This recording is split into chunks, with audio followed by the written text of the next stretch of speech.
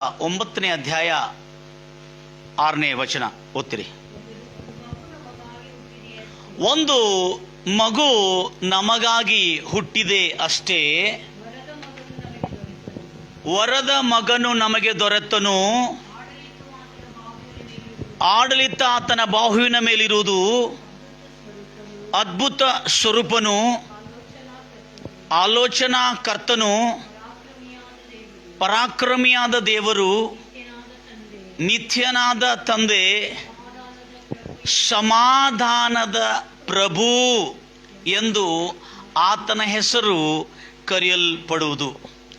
ಯೇಸು ಕ್ರಿಸ್ತನು ಈ ಲೋಕಕ್ಕೆ ಆತನು ಒಂದು ಮಗುವಾಗಿ, ದೇವರು ಒಂದು ಕೂಸಾಗಿ ನಮ್ಮ ಮಧ್ಯದಲ್ಲಿ ಜನಿಸಿದ ಕೂಡಲೇ ಆತನಿಗೆ ಯೇಸು ಎಂದು ಹೆಸರಿಡೆಂಬುದಾಗಿ ಕನ್ಯೆ ಮರಿಯಳಿಗೆ ದೇವದೂತ ಅಪ್ಪಣೆ ಕೊಟ್ಟಿತ್ತು. ಆದರೆ ಇಲ್ಲಿ ಪ್ರವಚನದಲ್ಲಿ ಅದ್ಭುತವಾದಂಥ ಸಂಗತಿಗಳು ನಾವು ನೋಡ್ತಾ ಇದ್ದೇವೆ. ಅದೇನೆಂದರೆ, ಒಂದು ಮಗು ನಮಗಾಗಿ ಕೊಡಲ್ಪಟ್ಟಿದೆ, ಆ ಮಗುವಿನ ಭುಜದ ಮೇಲೆ, ಬಾಹುವಿನ ಮೇಲೆ ರಾಜ್ಯ ಭಾರವು ಇರುವುದು. ಇಂಗ್ಲಿಷ್ನಲ್ಲಿ hallelujah, is given, son is given, and the government shall be upon his shoulder, not religion. ಆತನ ಭುಜದ ಮೇಲೆ ರಾಜ್ಯಭಾರವು ಇರುವುದು ಅಂದರೆ ರಾಜ್ಯದ ಬಾಧ್ಯತೆ, ದಾಯಿತ್ವ, ಅವರ ರಕ್ಷಣೆಯ ಬಾಧ್ಯತೆ ಇರುವುದು ಎಂಬುದಾಗಿ ಹೇಳಲಾಗಿದೆ. ಅದಕ್ಕಾಗಿ ಯೇಸು ಕ್ರಿಸ್ತನು ಒಂದು ಕ್ರೈಸ್ತವತ್ವ ಒಂದು ಮತ ಅಲ್ಲ, ಮತ್ತು ಯೇಸು ಕ್ರಿಸ್ತನು ಒಂದು ಮತನಾಯಕನಾಗಿ, ಮತಾಧಿಕಾರಿಯಾಗಿ ಆತನು ಹುಟ್ಟಲಿಲ್ಲ. ಆತನು ಈ ಲೋಕಕ್ಕೆ ರಾಜರಿಗೆ ರಾಜಾದಿ ರಾಜನಾಗಿ ಹುಟ್ಟಿದನು. ಅದಕ್ಕಾಗಿ ರಾಜನ ಮೊದಲನೇ ದಾಯಿತ್ವ ಅಂದರೆ ಜವಾಬ್ದಾರಿ ಅಂದರೆ ಬಾಧ್ಯತೆ ಏನಂದರೆ, ಆತನ ಭುಜದ ಮೇಲೆ ತನ್ನ ಪ್ರಜೆಗಳ ರಕ್ಷಣೆಯ ಬಾಧ್ಯತೆ ಇರ್ತದೆ. ಅದಕ್ಕಾಗಿ ಯೇಸು ಎಂಬುದಾಗಿ ಆತನ ಹೆಸರನ್ನು ಕರೀರಿ, ಆತನನ್ನು ಈ ರೀತಿಯಿಂದ ಕರೀರಿ ಎಂಬುದಾಗಿ ದೇವದೂತ ಆ ಕನ್ಯೆ ಮರಿಯಳಿಗೆ ಹೇಳುತ್ತದೆ. ಆದರೆ ಆ ಸಮಯದಲ್ಲಿ ಯೇಸು ಎಂಬ ಪದ ಅರ್ಥ ಏನಂದರೆ ರಕ್ಷಕ. ಏನರ್ಥ? ರಕ್ಷಕ. ಹೇಗೆ ತನ್ನ ಜನರನ್ನು ರಕ್ಷಿಸುತ್ತಾನೆ, ಕಾಪಾಡುತ್ತಾನೆ ಅನ್ನತಕ್ಕಂಥ ಸತ್ಯವನ್ನು ನಾವು ನೋಡ್ತಾ ಇದ್ದೇವೆ. ಇದು ರಕ್ಷಕ ಅನ್ನುವ ಹೆಸರು, ರಕ್ಷಕ ಅನ್ನತಕ್ಕಂಥ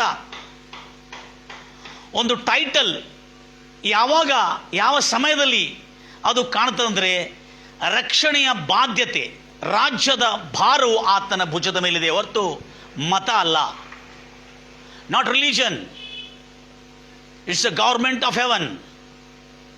ರಾಜ್ಯಭಾರವು ಆತನ ಭುಜದ ಮೇಲಿದೆ. ಅದಕ್ಕಾಗಿ ಇಲ್ಲಿ ಆತನ ಹೆಸರು ಕೊಡಲಾಗಿದೆ, ಅದ್ಭುತ ಸ್ವರೂಪನು, ಆಲೋಚನಾ ಕರ್ತನು, ಎಲ್ಲರ್ತೀರಲ್ವಯ್ಯ, ಹಾಗೆ ಪರಾಕ್ರಮಿಯಾದ ದೇವರು, ನಿತ್ಯನಾದ ತಂದೆ, ಸಮಾಧಾನದ ಪ್ರಭು ಎಂಬುದಾಗಿ ಹೇಳಲಾಗಿದೆ.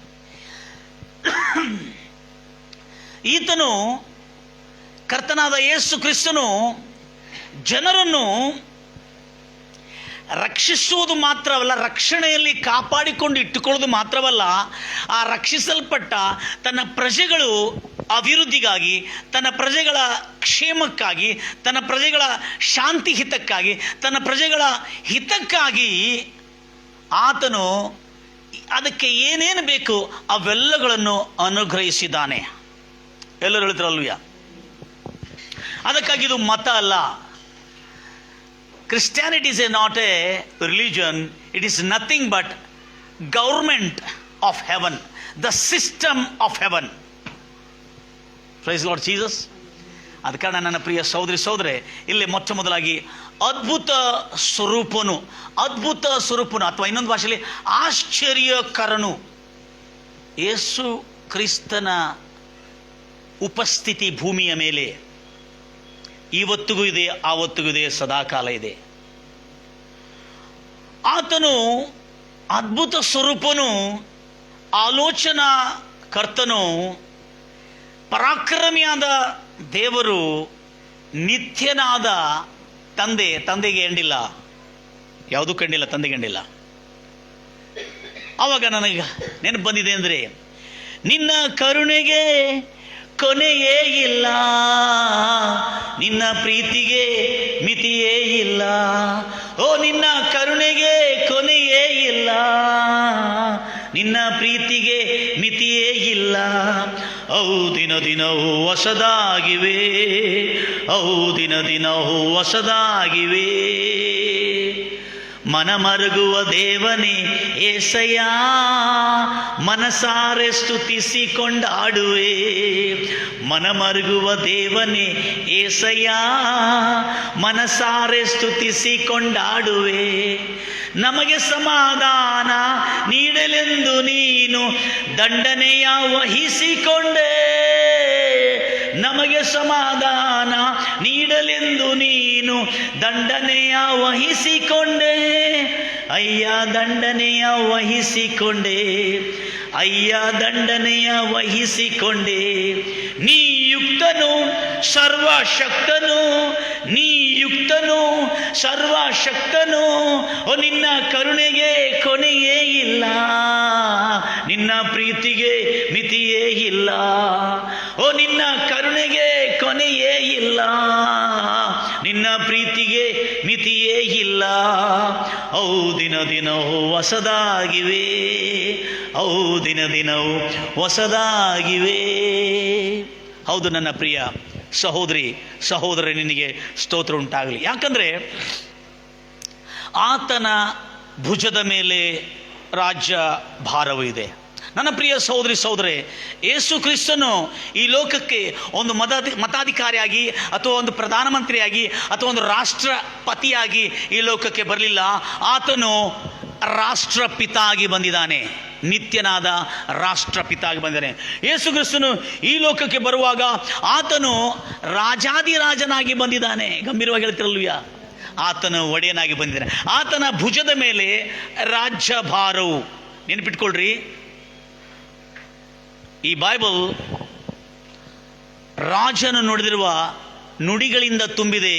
ಆ ರಾಜನ ನುಡಿಗಳೇ ನ್ಯಾಯ ಪ್ರಮಾಣಗಳಾಗಿದೆ, ನಮಗೆ ಕಾನೂನಾಗಿದೆ, ನಮಗೆ ಒಂದು ನೀತಿ ಆಗಿದೆ. ಆ ನ್ಯಾಯ ಪ್ರಮಾಣವು ರಾಜನಿಗೇನಾಗಿದೆ, ಆ ರಾಜನಿಗೂ ಕೂಡ ಆ ನ್ಯಾಯ ಪ್ರಮಾಣ ಆತನಿಗೆ ನ್ಯಾಯ ಪ್ರಮಾಣವಾಗಿದೆ. ಯಾರು ಅರಸನು ಏನು ಮಾತಾಡಿದಾನೆ, ಆ ಮಾತಾಡುವ ಅರಸನಿಗೆ ಆ ಮಾತುಗಳು ಆತನಿಗೆ ನ್ಯಾಯ ಪ್ರಮಾಣವಾಗಿರ್ತದೆ. ನನ್ನ ಪ್ರಿಯ ಸಹೋದರಿ ಸಹೋದರೇ, ಯೇಸು ಕ್ರಿಸ್ತನನ್ನು ಬಹಳ ಜನರು ಮತ ಏನಂತದಂದರೆ, ಮತ ದೇವರನ್ನು ದೇವರು ನಮ್ಮನ್ನು ಒಲಿಯಬೇಕಾದ್ರೆ, ಅಂದರೆ ದೇವರು ನಮಗೆ ಮೇಲು ಮಾಡಬೇಕಾದ್ರೆ, ದೇವರನ್ನು ಕೆಲವು ಸೃಷ್ಟಿಯ ವಸ್ತುಗಳಿಂದ ಹೂವು, ಹಣ್ಣು, ಹಂಪಲ, ಧೂಪ, ಸುಗಂಧ ತೈಲ ಅಥವಾ ಬೆಳಕು, ದೀಪವನ್ನು ಹಚ್ಚಿ ದೇವರನ್ನು ಮೆಚ್ಚಿಸಿದರೆ ದೇವರು ನಮಗೆ ಒಲಿಯುತ್ತಾನೆ ಎಂಬುದಾಗಿ ಮತ ಹೇಳುತ್ತದೆ. ಆದರೆ ಯೇಸು ಅದಕ್ಕಾಗಿ ಬಹಳ ಜನರು ಯೇಸು ಕ್ರಿಸ್ತನ ಫೋಟೋ ಹತ್ರ ಒಂದು ಹೂವು, ದೀಪ ಅಥವಾ ಕ್ಯಾಂಡಲ್ ಅಥವಾ ಏನಾರು ಹಚ್ಚಿದರೆ ಬೈಬಲ್ ಅದನ್ನು ಎಷ್ಟು ಮಾತ್ರಕ್ಕೂ ಒಪ್ಪುವುದಿಲ್ಲ. ಯಾಕೆಂದರೆ Bible is not a religious book. Praise Lord Jesus. ಯೇಸು ಕ್ರಿಸ್ತನ ಒಂದು ಮತ ಅಧಿಕಾರಿ ಅಲ್ಲ, ಮತ ನಾಯಕನೂ ಕೂಡ ಅಲ್ಲ, ಆತನು ರಾಜಾದಿ ರಾಜನು. ಆದ ಕಾರಣ ಒಂದು ರಾಜ್ಯದ ಅರಸನು ತಾನು ಏನು ಮಾತಾಡ್ತಾನೆ ಅದಕ್ಕೆ ಆತನೇ ಬದ್ಧನಾಗಿರ್ತಾನೆ, ಆತನದಿಂದ ತಪ್ಪಿಸ್ಕೊಳ್ಳಿಕ್ಕಾಗೋದಿಲ್ಲ. ಈ ಸತ್ಯವನ್ನು ನೆನ್ಪಿಟ್ಕೊಳ್ಬೇಕು ನಾವು. ಯಾಕಂದರೆ ರಾಜರ ವ್ಯವಸ್ಥೆಯಲ್ಲಿ ಹಾಗೆ ನಡೀತದೆ, ಆದರೆ ಪ್ರಜಾಪ್ರಭುತ್ವದ ವ್ಯವಸ್ಥೆಯಲ್ಲಿ ಹಾಗಿರಲ್ಲ. ಮಾತು ಕೊಡ್ತಾರೆ, ಮಾತು ಕೊಟ್ಟಿದ್ದವರು ಮಾತು ತಪ್ಪುತ್ತಾರೆ, ಮಾತು ತಪ್ಪಿದವರು ಆದರೆ ಮಾತು ತಪ್ಪಿದರೆ ಅವರನ್ನು ಯಾರು ಪ್ರಶ್ನೆ ಕೇಳಲಿಕ್ಕಾಗೋದಿಲ್ಲ, ಯಾರು ಇಳಿಸ್ಲಿಕ್ಕಾಗೋದಿಲ್ಲ. ಆದರೆ ರಾಜನು ತನ್ನ ಮಾತು ತಪ್ಪುವುದಿಲ್ಲ. ಅದೇ ಕರ್ತನಾದ ಯೇಸು ಕ್ರಿಸ್ತನು. ಹಲ್ಲೆಲೂಯಾ. ಯಾವುದೇ ರಾಜನಿರಲಿ, ಅವನು ಅರಸನು, ಭ್ರಷ್ಟ ಅರಸನು ಕೂಡ ಇದ್ದಾರೆ, ದುಷ್ಟ ಅರಸನು ಕೂಡ ಇದ್ದಾರೆ, ಶಿಷ್ಟ ಅರಸನು ಕೂಡ ಇದ್ದಾನೆ, ನೀತಿವಂತರು ಪ್ರಾಮಾಣಿಕವಾದ ಅರಸರು ಕೂಡ ಇದ್ದಾರೆ. ಆದರೆ ಅರಸನ ಪ್ರಾಮಾಣಿಕತ್ವವೇ ಅರಸನ ಪ್ರಜೆಗಳಿಗೆ ಮೆಚ್ಚಿಸತಕ್ಕಂಥದ್ದು. ಆವಾಗಲೇ ಅರಸನನ್ನು ಆರಾಧಿಸುತ್ತಾರೆ. ಆರಾಧನೆ ಎಂಬ ಪದ ಮತ ಸಂಬಂಧವಾದಂಥ ಪದ ಅಲ್ಲ. ಒಂದು ಮಾತನ್ನು ಹೇಳಬೇಕು ನಾನು ನಿಮಗೆ, ಅರಸನು ಅಂದರೆ ಏನಂತೇಳಿ. ನಮ್ಮ ರಾಷ್ಟ್ರವನ್ನು, ನಮ್ಮ ದೇಶವನ್ನು ಆಳಲಿಕ್ಕೆ ಜಲಾಲುದ್ದೀನ್ ಮೊಹಮ್ಮದ್ ಅನ್ನತಕ್ಕಂಥ ಒಂದು ಚಕ್ರವರ್ತಿ ಆಳಲಿಕ್ಕೆ ಬಂದಿದ್ದ ಮೊಘಲರ ಸಾಮ್ರಾಜ್ಯದಲ್ಲಿ. ಜಲಾಲುದ್ದೀನ್ ಮೊಹಮ್ಮದ್ ಎಂಬುದಾಗಿ ಆತನು ಯಾರು ಎಂಬುದಾಗಿ ನಾವು ತಿಳ್ಕೊಳ್ಳಿಕ್ಕಿದ್ದೇವೆ. ಜಲಾಲುದ್ದೀನ್ ಮೊಹಮ್ಮದ್ ಅನ್ನತಕ್ಕಂಥ ಮೊಘಲ್ ಅರಸನು ಆಳಲಿಕ್ಕೆ ಬಂದಿರುವಾಗ ಆತನ ಕೈ ಕೆಳಗಿರ್ತಕ್ಕಂಥ ಸೇನಾಪತಿ ಅರಸನ ಹೃದಯದಲ್ಲಿ ನೋಡ್ರಿ ನ್ಯಾಯ ಪ್ರಮಾಣ ಹೇಗೆ ಬರ್ತದೆ. ಸೇನಾಪತಿ ರಾಜ್ಯದ ನೀತಿ ಅನುಸಾರವಾಗಿ ರಾಜ್ಯದಲ್ಲಿ ಯಾವಾಗ ಜಯಿಸ್ತಾರೆ ಆ ರಾಜ್ಯವನ್ನು ಜಯಿಸಿಕೊಂಡ ಮೇಲೆ ಆ ಅರಸನನ್ನು ಕೊಂದು ಹಾಕುತ್ತಾರೆ. ಎಲ್ಲರ ಮುಂದೆ ಹತ ಮಾಡುತ್ತಾರೆ. ಆದರೆ ಜಲಾಲುದ್ದೀನ್ ಮೊಹಮ್ಮದ್ ಅನ್ನತಕ್ಕಂಥ ವ್ಯಕ್ತಿ ಚಿಕ್ಕ ಬಾಲಕನಾಗಿರುವಾಗ ಆತನ ಅರಸನ, ಬಹಳ ಚಿಕ್ಕ ವಯಸ್ಸಿನಲ್ಲಿ ಅರಸನಾಗಿದ್ದಾನೆ ಆತನು. ಅವಾಗ ಆತನು ಒಂದು ಅರಸನು ಚಿಕ್ಕ ಬಾಲಕನಾಗಿರುವಾಗ ಆ ಜಲಾಲುದ್ದೀನ್ ಮೊಹಮ್ಮದನ ಸೇನಾಧಿಪತಿ ಏನಂತಾನೆ, ಅರಸನೇ, ಒಡೆಯನೇ, ಮೇರೆ ಆಕಾ, ಆಲಾಪನ, ಈ ಅರಸನು ಸರೆಂಡರ್ ಮಾಡ್ಕೊಂಡಿದ್ದಾನೆ, ಈ ಅರಸನು ಸರೆಂಡರ್ ಆಗಿಬಿಟ್ಟಿದ್ದಾನೆ, ಶರಣಾಗತನಾಗಿದ್ದಾನೆ, ಈತನನ್ನು ತಲೆ ಹಾರಿಸಿ ಹತ ಮಾಡು ಎಂಬುದಾಗಿ ತನ್ನ ಒಡೆಯನಾದ ಅಕ್ಬರ್ಗೆ ಜಲಾಲುದ್ದೀನ್ ಮೊಹಮ್ಮದ್ಗೆ ಹೇಳ್ತಾನೆ. ಆವಾಗ ಜಲಾಲುದ್ದೀನ್ ಮೊಹಮ್ಮದ್ ಏನಂತಾನಂದ್ರೆ, ಮೈ ಏಕ್ ನಿಹತ್ಯೆ ಪರ್ ವಾರ್ ನೈ ಕರ್ ಸಕ್ತಾ. ಎಲ್ಲರೂ ಹೇಳ್ತೀರ ಅಲ್ಲೂಯ, ಮೈ ಏಕ್ ನಿಹತ್ಯೆ ಪರ್ ವಾರ್ ನೈ ಕರ್ ಸಕ್ತಾ ಅಂತ ಹೇಳಿದ್ಕೊಳ್ಳಿ. ಮೊಹಮ್ಮದನ, ಆ ಜಲಾಲುದ್ದೀನ್ ಮೊಹಮ್ಮದನ ಆ ಒಂದು ಸೇನಾಪತಿ ಆಶ್ಚರ್ಯಚಕಿತನಾಗ್ತಾನೆ. ಮೇರೆ ಆಕಾ, ನನ್ನ ಒಡೆಯನೇ, ಸೈನಿಕರು ಪ್ರಜೆಗಳ ಹತ್ರ ಈ ಒಂದು ವಿಷಯದ ಕುರಿತು ತಪ್ಪಾದ ಸಂದೇಶ ಹೋಗ್ತದೆ, ನೀನು ಈತನ ಹತ ಮಾಡಬೇಕೆಂಬುದಾಗಿ ಹೇಳಿರುವಾಗ ಆತನು ಖಡ್ಗವನ್ನು ಕೆಳಗೆ ಬೀಸ್ತಾನೆ. ಆವಾಗ ಜಲಾಲುದ್ದೀನ್ ಮೊಹಮ್ಮದನ ತಕ್ಕಂಥ ಆ ಒಂದು ಮೊಘಲ್ ಸಾಮ್ರಾಜ್ಯಕ್ಕೆ ಒಡೆಯನಾಗಿರ್ತಕ್ಕಂಥ, ರಾಜನಾಗಿರ್ತಕ್ಕಂಥವನು ಕೈಯಲ್ಲಿ ಖಡ್ಗವನ್ನು ಬೀಸಿದ ಕೂಡಲೇ ಆ ಸೇನಾಪತಿ ಆ ಅರಸನ ತಲೆಯನ್ನು ತೆಗೆದು ಬಿಡ್ತಾನೆ. ಅದೇ ರೀತಿಯಿಂದ ಆ ಅರಸನು ಬೆಳೀತಾ ಬರ್ತಾ ಇರ್ತಾನೆ. ಬೆಳೀತಾ ಬಂದಿರುವಾಗ ಅವನ ವಯಸ್ಸು ದೊಡ್ಡದಾಗಿದ್ದ ಕೂಡಲೇ ಆತನ ಸೇನಾಪತಿ ಮತ್ತೊಂದು ಸಾರಿ ಒಂದು ರಾಜ್ಯವನ್ನು ಗೆಲ್ಲುತ್ತಾರೆ. ಗೆಲ್ಲಿದ ಕೂಡಲೇ ಆವಾಗ ಸೇನಾಪತಿಯನ್ನು ನಿಲ್ಲಿಸ್ತಾನೆ. ರಾಜನನ್ನು ಕೊಂದು ಹಾಕಲಿಕ್ಕೆ ಹೋಗ್ತಿರುವಾಗ ರಾಜ ನೋಡ್ರಿ ಹೇಗಿದ್ದಾನೆ, ಅವನ ಅಂತರಾಳದಿಂದ ಬಂದಿದೆ ಅದು ನ್ಯಾಯ ಪ್ರಮಾಣ. जो भी हमको सरेंडर करते, समर्पण करते, वो राजाओं को हमारे रहमो कर्मों पर जीता है, उसको हम कभी भी हलाल नहीं करेंगे. ಅದಕ್ಕೆ ಜಲಾಲುದ್ದೀನ್ ಮೊಹಮ್ಮದ್ ಅವರು ಮೊಘಲ್ ಸಾಮ್ರಾಜ್ಯದಿಂದ ಬಂದು ಭಾರತ ದೇಶದಲ್ಲಿ ಆಳ್ತಾ ಇರುವಾಗ ಆತನಿಗೆ ಅಕ್ಬರ್ ಅನ್ನತಕ್ಕಂಥ ಬಿರುದು ಕೊಡಲಾಗುತ್ತೆ. ಆತನೇ the great Akbar. Praise the lord Jesus. ನಾನು ಯಾಕೆ ಹೇಳ್ತಾ ಅಂದರೆ, ಒಂದು ಮನುಷ್ಯನು ಗ್ರೇಟ್ ಆಗಬೇಕಾದ್ರೆ ಆ ಮನುಷ್ಯನಲ್ಲಿ ನೀತಿ, ಪ್ರಾಮಾಣಿಕತ್ವ, ದಯೆ, ಕರುಣೆ ಇರಬೇಕು. Praise the lord Jesus. ಅದಕ್ಕಾಗಿ ತಂದೆಯಂಥ ಸ್ವಭಾವ, ನಿತ್ಯನಾದ ತಂದೆ. ಆವಾಗ ಜಲಾಲುದ್ದೀನ್ ಮೊಹಮ್ಮದ್ ಯವನ ಪ್ರಾಯದಲ್ಲಿ ಬಂದಾಗ ತನ್ನ ಸೇನಾಪತಿಗೆ ಹೇಳ್ತಾನೆ, ಅಬ್ ಹಮ್ ಬಡೆ ಹೋ ಗಯೆ, अब हम बड़े हो गए, अब हमारा फैसला हम करने दो.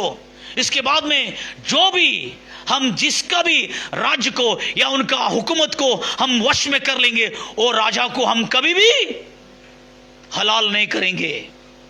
हमारे रहमो कर्मों पर रहने वाला राजाओं को हम हलाल नहीं करेंगे ಅಂತ ಹೇಳಿ ಆ ರಾಜನನ್ನು ತನ್ನ ಅಧೀನದಲ್ಲಿ ಇಟ್ಕೊಳ್ಳೋದಕ್ಕಾಗಿ ಏನು ಮಾಡಿರುವಾಗ ಆ ರಾಜನು ಏನಂತ ಗೊತ್ತಿದೆ, जलालुद्दीन मोहम्मद बादशाह, मेरे आका, हम तुम्हें गलत समझे थे क्योंकि तुम इतने अच्छे इंसान होकर के हम नहीं जानते थे.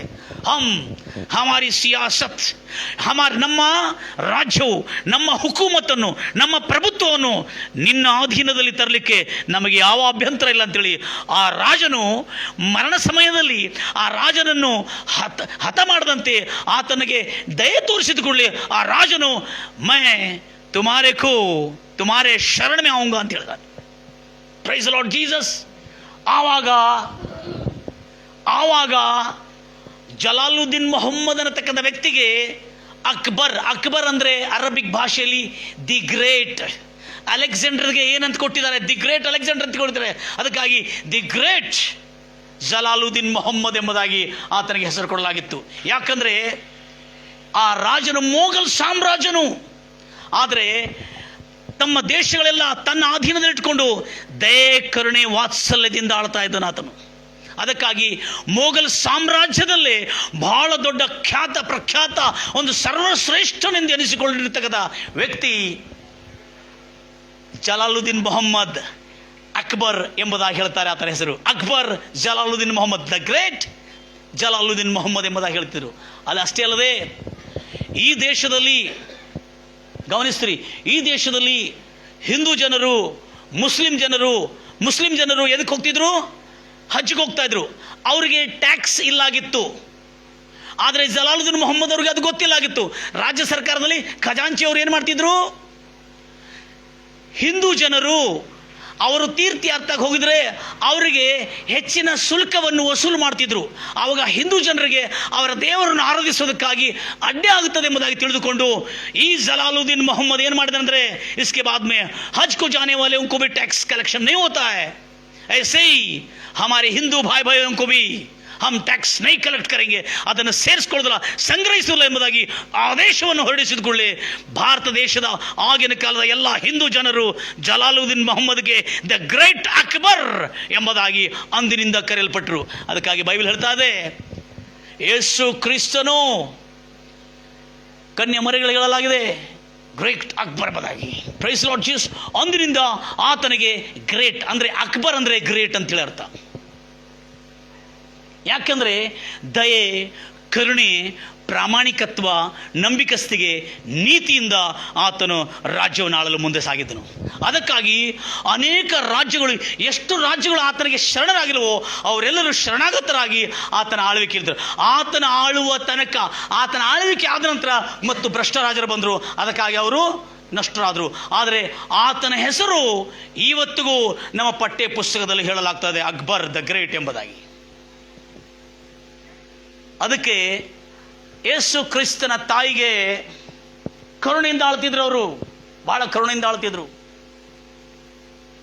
ಜನರ ಮೇಲೆ ಅರಸನ ಹೆಸರನ್ನು ಹೇಳಿ ಪ್ರಜಾಪ್ರಭು ಅಲ್ಲಿ ಬರ್ತಕ್ಕಂಥ ರಾಜರು ಹೆಚ್ಚಿನ ಸುಂಕವನ್ನು, ಟ್ಯಾಕ್ಸನ್ನು, ತೆರಿಗೆಯನ್ನು ವಸೂಲು ಮಾಡ್ತಾ ಇರೋದು ನೋಡಿ ಪ್ರಜೆಗಳ ಮಧ್ಯದಲ್ಲಿ ಹೋಗಿ ಪ್ರಜೆಗಳ ಸಮಸ್ಯೆಗಳನ್ನು ಪರಿಶೀಲಿಸಿ ಪ್ರಜೆಗಳಿಗೆ ಹಿತವಾಗುವಂತೆ ಮಾಡಿದ್ದು ಜಲಾಲುದ್ದೀನ್ ಮೊಹಮ್ಮದ್ ಅಕ್ಬರ್ ಅನ್ನತಕ್ಕಂಥ ಅರಸನು.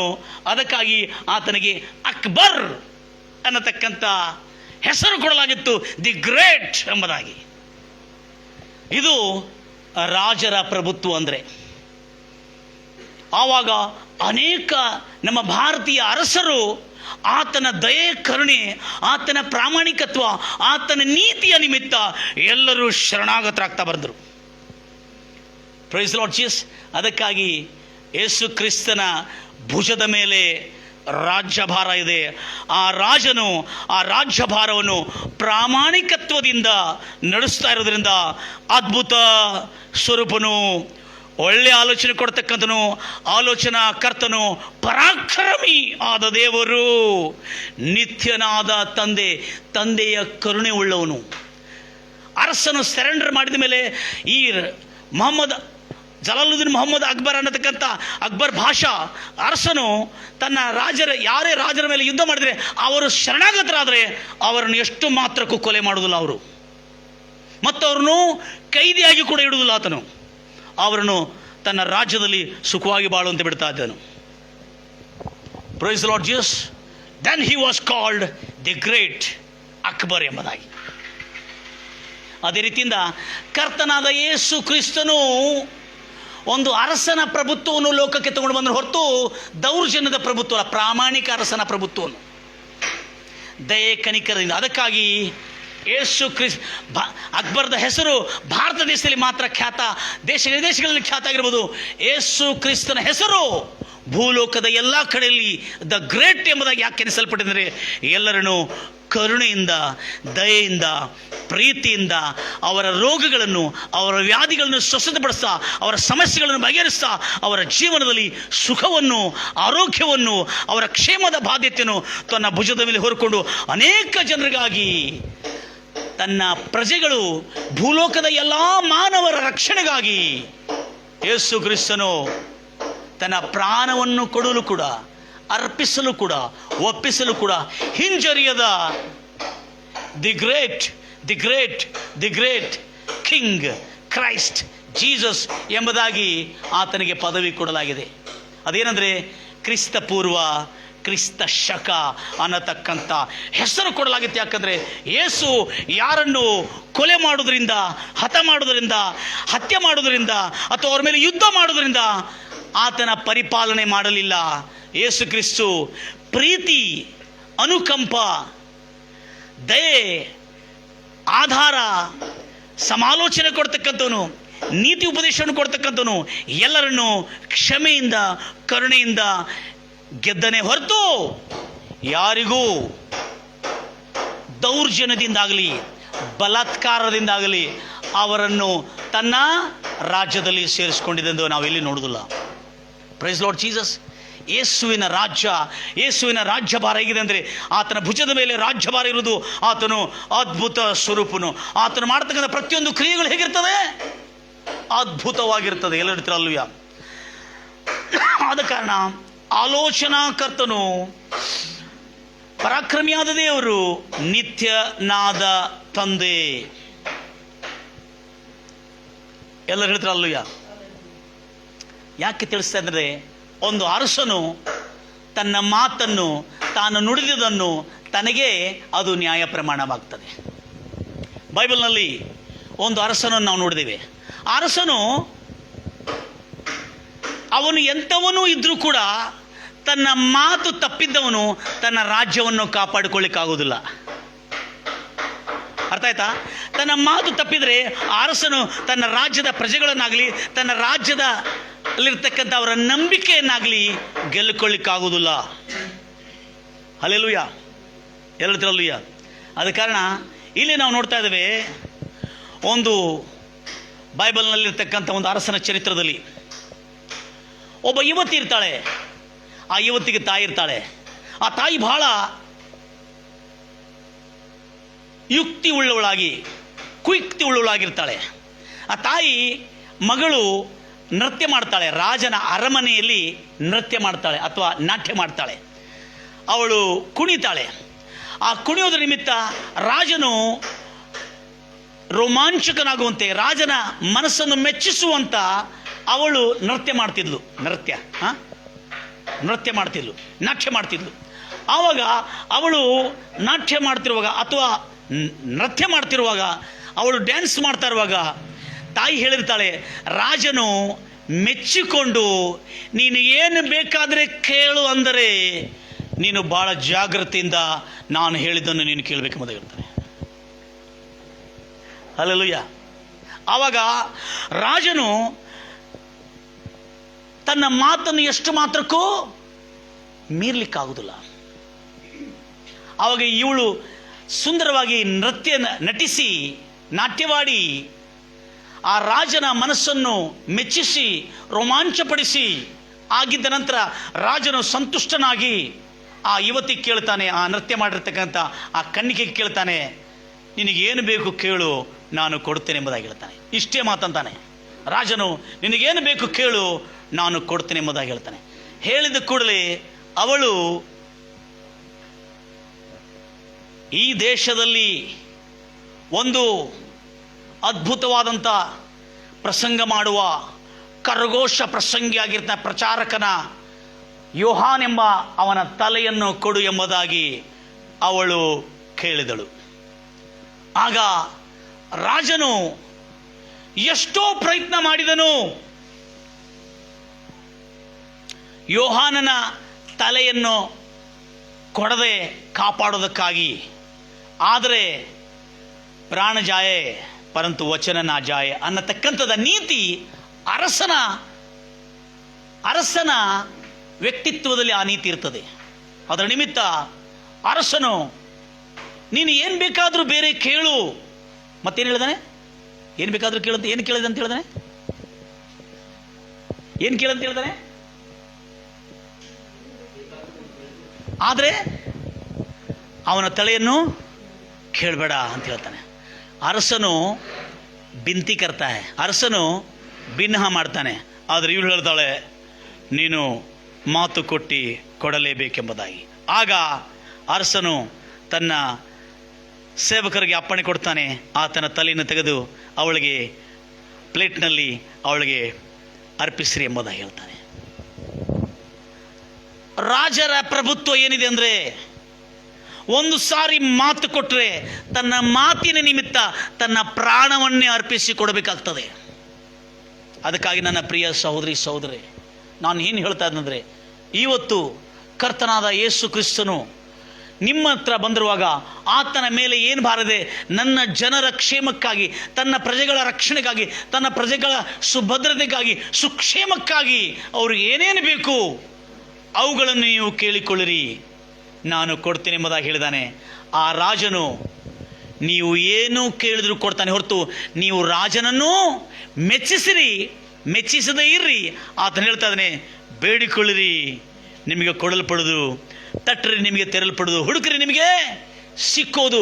ಬೇಡಿಕೊಳ್ಳುವ ಪ್ರತಿಯೊಬ್ಬನಿಗೂ ನನ್ನ ರಾಜ್ಯದಲ್ಲಿ ದೊರಕುವುದು. ಅದು ಬಹಳ ಸರಳವಾಗಿ ಹೇಳಿದ್ದಾನೆ. ನೆನಪಿಟ್ಕೊಳ್ರಿ, ಪ್ರಜಾ ಮತ್ತು ರಾಜ್ಯ ಮತ್ತು ರಾಜ್ಯದ ಹಿತದೃಷ್ಟಿಯಲ್ಲಿ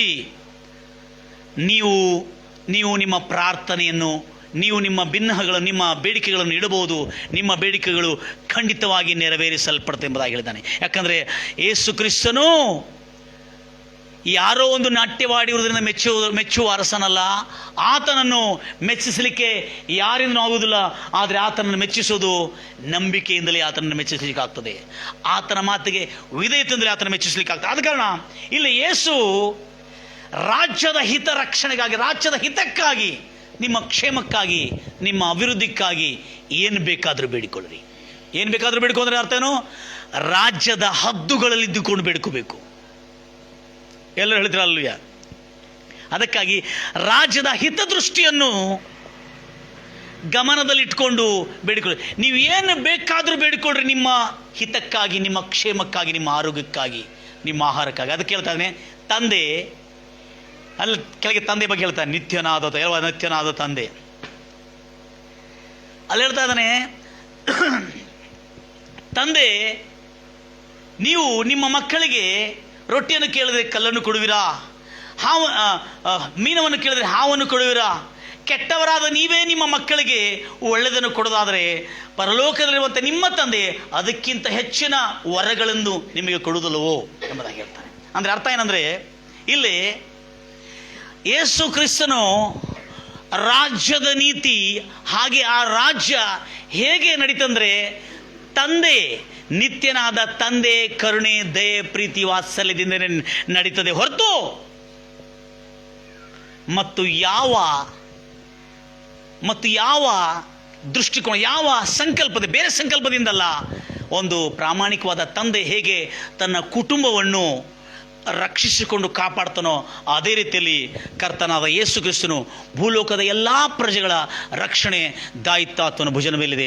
ಅದಕ್ಕಾಗಿ ಅನೇಕ ಜನರು ಯೇಸು ಕ್ರಿಸ್ತನ ಸುವಾರ್ತೆಯನ್ನು ಸಾರ್ತಾ ಅನೇಕ ಜನರಿಗೆ ತಲುಪ್ತಾ ಇದ್ದಾರೆ.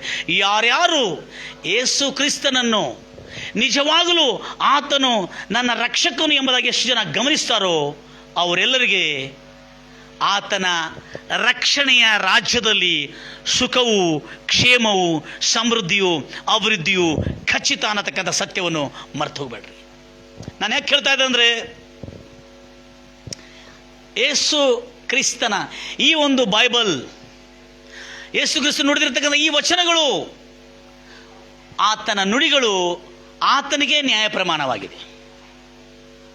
ನೀವು ನಂಬಿಕಸ್ಥರಾಗಿಲ್ಲದಿದ್ದರೂ ಕೂಡ, ನಾಗರಿಕರು ಎಂಥವರಿದ್ರೂ ಕೂಡ ನಾಗರಿಕರ ರಕ್ಷಣೆಗಾಗಿ ಅರಸನು, ಪ್ರಜಾ ರಕ್ಷಣೆಗಾಗಿ ಅರಸನು ಎಷ್ಟು ಮಾತ್ರಕ್ಕೂ ಹಿಂತೆಗಿಲಿಕ್ಕಾಗುವುದಿಲ್ಲ.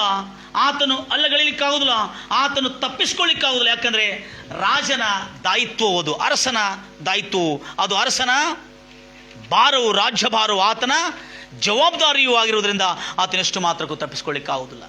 ಎಲ್ಲರೂ ಹೇಳ್ತಿರಲ್ವಯ್ಯ. ಆದ ಕಾರಣ ನನ್ನ ಪ್ರಿಯ ಸಹೋದರಿ, ಅರಸನು ಹೇಳ್ತಾ ಇದ್ದಾನೆ, ಹಲೋ, ಭೂಮಿ ಆಕಾಶ ಗತಿಸಿ ಹೋಗ್ಬೋದು, ಆದರೆ ನಾನು ಕೊಟ್ಟಿದ್ದ ಮಾತು ಒಂದು ಸೊನ್ನೆ ಆದರೂ ಒಂದು ಗುಡುಸಾದರೂ ನೆರವೇರುವವರೆಗೂ ಗತಿಸಿ ಹೋಗುವುದಿಲ್ಲ ಎಂಬುದಾಗಿ ಹೇಳಿದೆ. This is the eternal king, the eternal father's promise. ಇದು ನಿತ್ಯನಾದ ತಂದೆ, ನಿತ್ಯನಾದ ಅರಸನ ವಾಗ್ದಾನವಾಗಿದೆ, ವಚನವಾಗಿದೆ ಇದು. ಆದ ಕಾರಣ ಎಷ್ಟು ಮಾತ್ರಕ್ಕೂ ಯೇಸು ಕ್ರಿಸ್ತನನ್ನು ನಂಬಿ ಬರುವವರು ಒಂದು ಮತವನ್ನು ನಂಬಿ ಬಂದಿದ್ದಾರೆ ಎಂಬುದಾಗಿ ತಿಳ್ಕೊಳ್ಬೇಡ್ರಿ. ಹಲ್ಲೆಲೂಯ. ಸಂಪೂರ್ಣವಾಗಿ ಹೇಳ್ತೀರ ಅಲ್ಲೂಯ. ಅದಕ್ಕಾಗಿ ಇದು ಒಂದು ಮತದ ವ್ಯವಸ್ಥೆ ಅಲ್ಲ, ಇದು ಒಂದು ಪರಲೋಕ ರಾಜ್ಯದ ವ್ಯವಸ್ಥೆಯನ್ನು ಒಳಗೊಂಡಿರ್ತಕ್ಕಂಥ ಸುವಾರ್ತೆ ಆಗಿದೆ. ಎಲ್ಲ ಹೇಳ್ತೀರಲ್ವಯ್ಯ.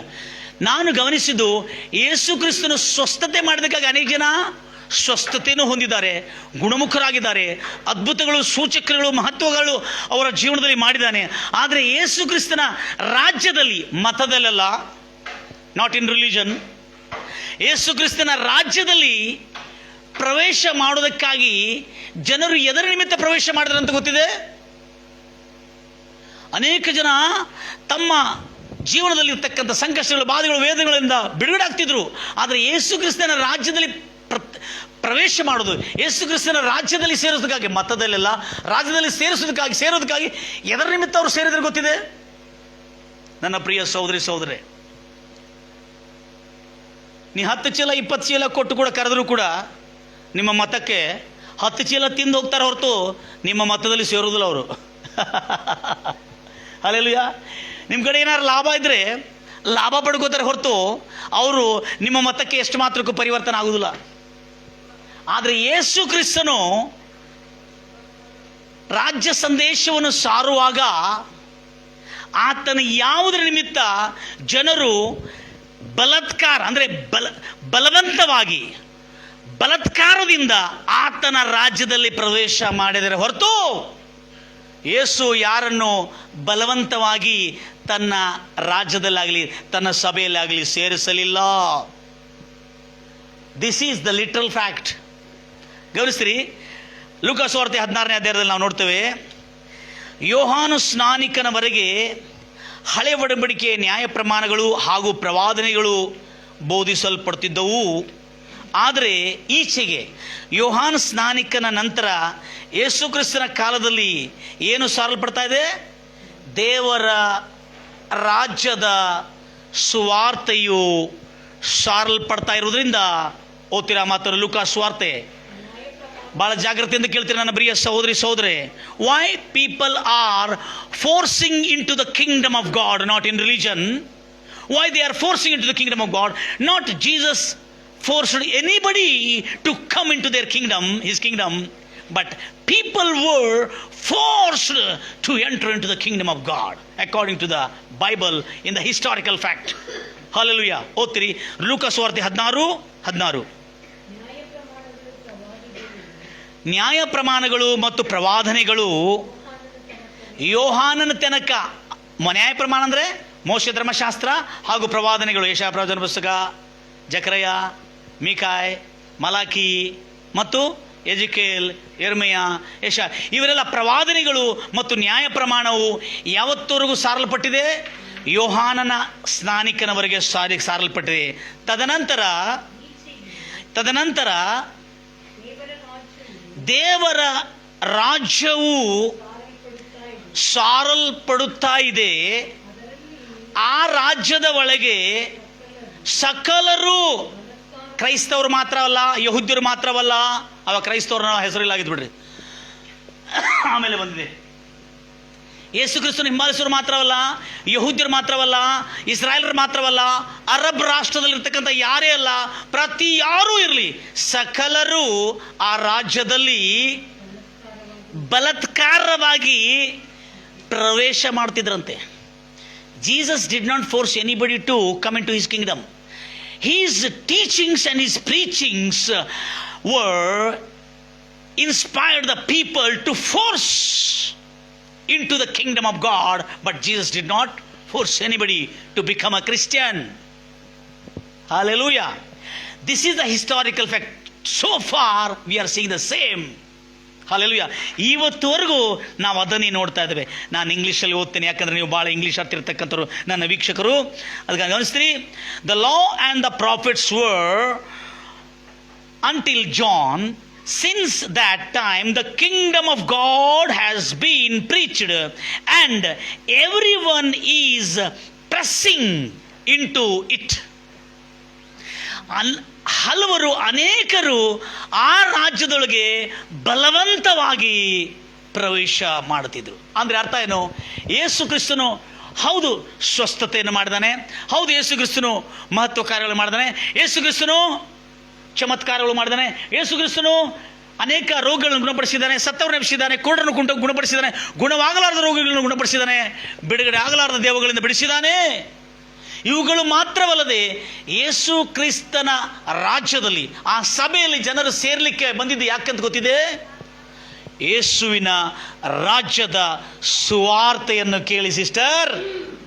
ಅದಕ್ಕಾಗಿ ನನ್ನ ಪ್ರಿಯ ಸಹೋದರಿ ಸಹೋದರರೇ, ನನ್ನ ಪ್ರಿಯ ಕ್ರೈಸ್ತ ಬೋಧಕರೇ, ಯೇಸು ಕ್ರಿಸ್ತನ ರಾಜ್ಯದ ಸುವಾರ್ತೆಯನ್ನು ಪ್ರಾಮಾಣಿಕವಾಗಿ, ಯೇಸು ಕ್ರಿಸ್ತನ ರಾಜ್ಯದ ನೀತಿಯನ್ನು ಪ್ರಾಮಾಣಿಕವಾಗಿ ಅವರಿಗೆ ಅರ್ಥ ಆಗುವಂತೆ ನೀವು ಬೋಧಿಸೋದಾದರೆ ಅವರಿಗೆ ನೀವು ಬಲವಂತ ಮಾಡಬೇಕಾಗಿಲ್ಲ.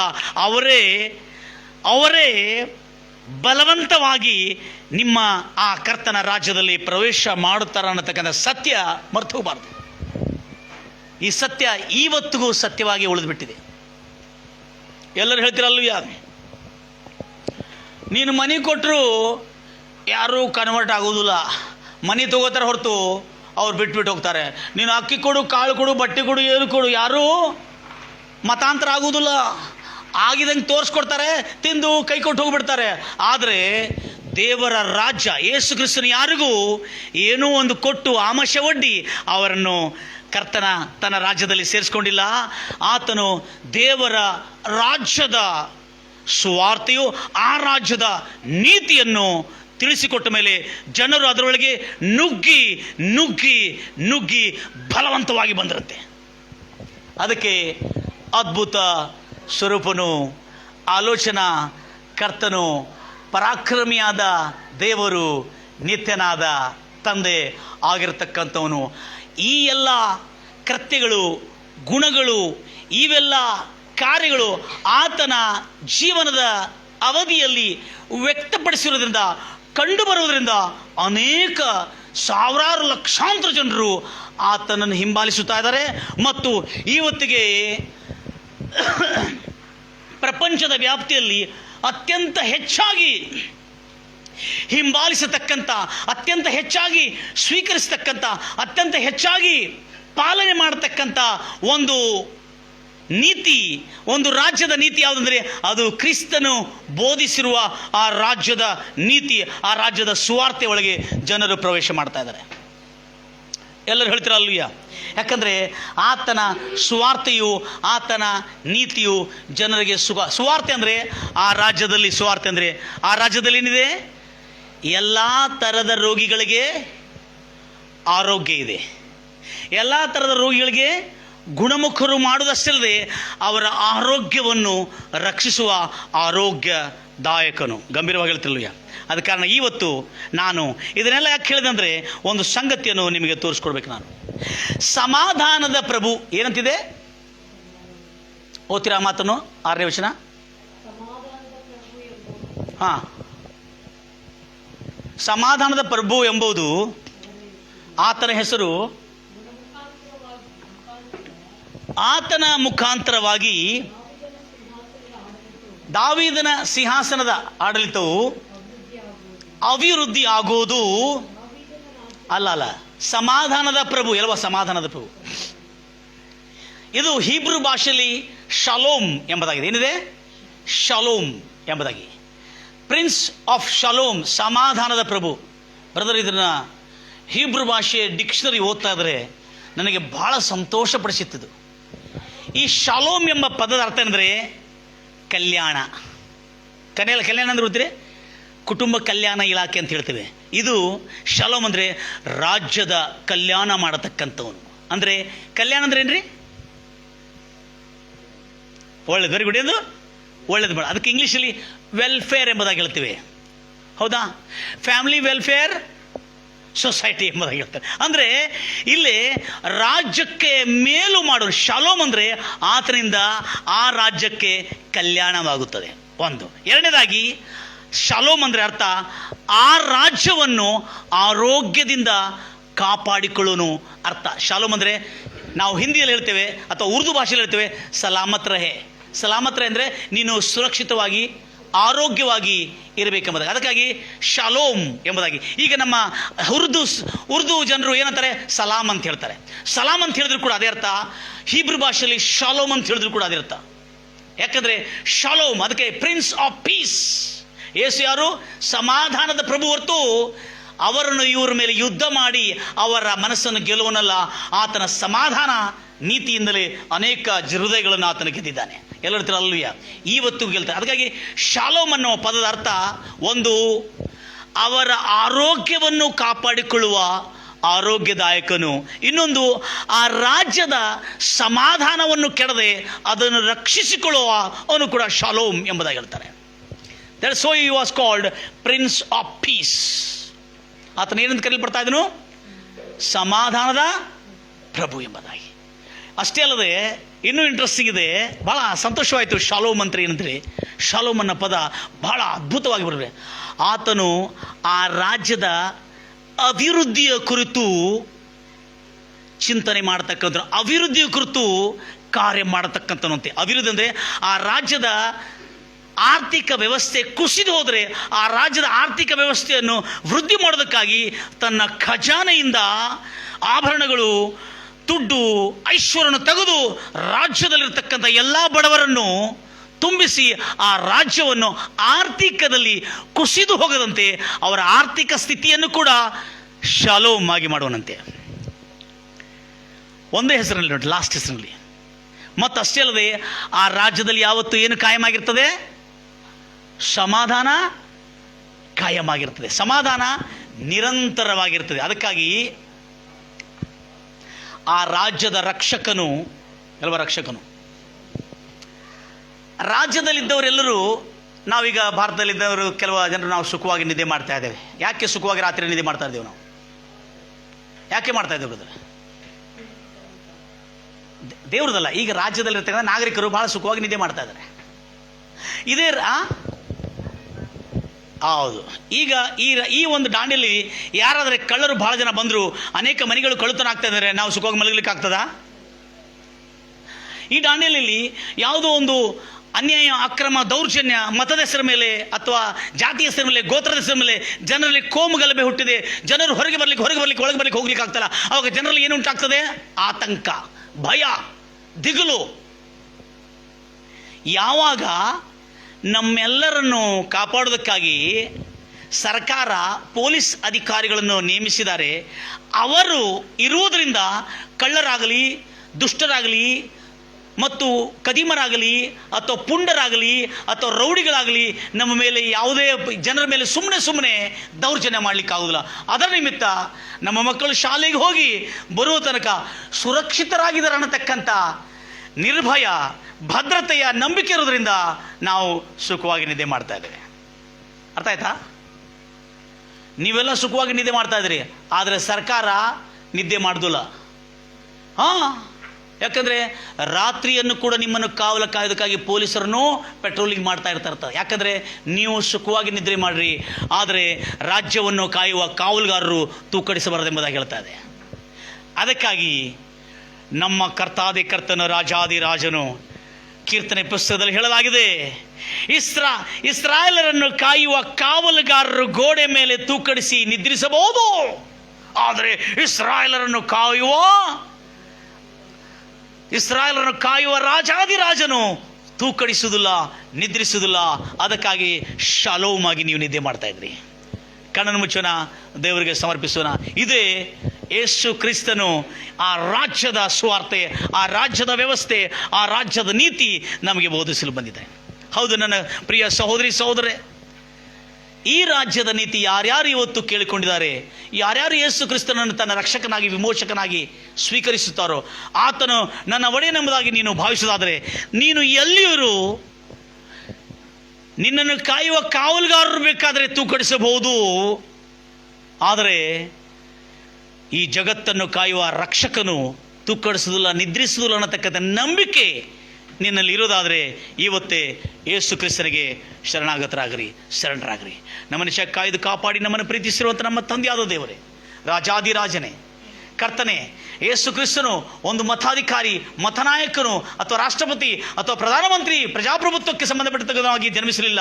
ಆತನು ಪರಲೋಕ ರಾಜ್ಯದ ವ್ಯವಸ್ಥೆಯನ್ನು ತೆಗೆದುಕೊಂಡು ರಾಜರ ಪ್ರಭುತ್ವವನ್ನು, ಪ್ರಾಮಾಣಿಕವಾದ ಪ್ರಭುತ್ವವನ್ನು ತಂದು ಅನೇಕ ಜನರ ಹೃದಯವನ್ನು ಸಮಾಧಾನದಿಂದ, ಶಾಂತಿಯಿಂದ, ಭದ್ರತೆಯಿಂದ, ಧೈರ್ಯದಿಂದ, ಆತ್ಮವಿಶ್ವಾಸದಿಂದ ಬಲಪಡಿಸಲು ಬಂದಿರತಕ್ಕಂಥ ಆ ಕರ್ತನಾದ ಯೇಸು ಕ್ರಿಸ್ತನನ್ನು ನಾವು ಇವತ್ತು ಎಲ್ಲರೂ ಯಾಕೆ ಸಮರ್ಪಿಸಿ ಆತನನ್ನು ಸೇವಿಸ್ತಾ ಇದ್ದೇವೆ, ಯಾಕೆ ಸಮರ್ಪಿಸಿ ಆತನನ್ನು ಆರಾಧಿಸ್ತಾ ಇದ್ದೇವೆ, ಯಾಕೆ ಸಮರ್ಪಿಸಿ ನಾವು ಆತನನ್ನು ಕೊಂಡಾಡ್ತಾ ಇದ್ದೇವೆ, ಆತನನ್ನೇ ಹಿಂಬಾಲಿಸುತ್ತಾ ಇದ್ದೇವೆ? ಯಾಕಂದರೆ ಆತನು ನಮಗೆ ಸುಖ, ಶಾಂತಿ, ನೆಮ್ಮದಿಯುಳ್ಳ, ಸಮಾಧಾನವುಳ್ಳ, ಆರೋಗ್ಯವುಳ್ಳ, ತೃಪ್ತಿಯುಳ್ಳ, ಸಮೃದ್ಧಿಯುಳ್ಳ ಜೀವನ, ಶಾಲೋಮ್, ಸಮಾಧಾನದ ಪ್ರಭು ಅನ್ನತಕ್ಕಂಥವನು ನಮ್ಮನ್ನು ಕಾಪಾಡ್ತಾ ಇರೋದ್ರಿಂದ ನಾವು ಆತನನ್ನು ಆರಾಧಿಸ್ತಾ ಇದ್ದೇವೆ, ಸ್ತುತಿಸ್ತಾ ಇದ್ದೇವೆ ಮತ್ತು ನಾವು ಪ್ರಾರ್ಥಿಸ್ತಾ ಇದ್ದೇವೆ.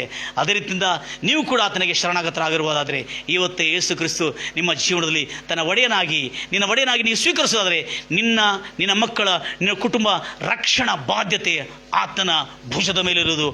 ಅದ್ಭುತ ಸ್ವರೂಪನು, ಆಲೋಚನಾಕರ್ತನು, ಪರಾಕ್ರಮಿಯಾದ ದೇವರು, ನಿತ್ಯನಾದ ತಂದೆ, ಸಮಾಧಾನದ ಪ್ರಭು ನಿನ್ನ ಕುಟುಂಬಗಳನ್ನು ಕಾಪಾಡಲಿ, ಸುಖದಿಂದಿಡಲಿ, ಭದ್ರತೆಯಿಂದಿಡಲಿ, ಸಮಾಧಾನದಿಂದಿರಲಿ, ಧೈರ್ಯದಿಂದ ತುಂಬಲಿ ಎಂಬುದಾಗಿ ಹಾರೈಸುತ್ತಾ ಯೇಸು ಕ್ರಿಸ್ತ ನಾಮದಲ್ಲಿ ಪ್ರಾರ್ಥಿಸಿ ಬೇಡಿ ಹೊಂದಿದ್ದೀನಿ ತಂದೆ. ದೇವರನ್ನು ಆಶೀರ್ವದಿಸಲಿ. ಸಮಾಧಾನದ ಪ್ರಭು ನಿಮ್ಮ ಕುಟುಂಬಗಳಲ್ಲಿ, ನಿಮ್ಮ ಜೀವನದಲ್ಲಿ ನಿಮ್ಮನ್ನು ಬಲಪಡಿಸಲಿ ಎಂಬುದಾಗಿ ಕೇಳಿಕೊಳ್ತಾ ಇದ್ದೀನಿ. God bless you.